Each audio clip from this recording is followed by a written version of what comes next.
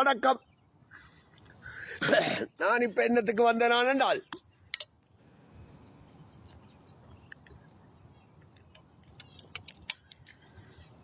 இப்ப நான் என்ற கேள்வி என்ன எழுதுதென்றால், அதாவது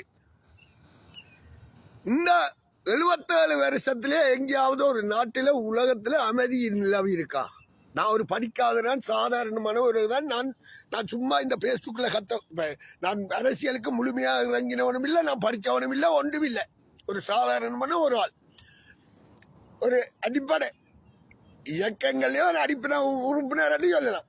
அப்படி பார்த்தா வந்த நான் இன்றைக்கு உலகத்துக்கு தலைவராக வாரதுன்னா என்ன மீறி தமிழனுக்கு தலைவரா, உலகத்துல தமிழனுக்கு தலைவரா வந்திருக்கிறதுனா என்ன மீறி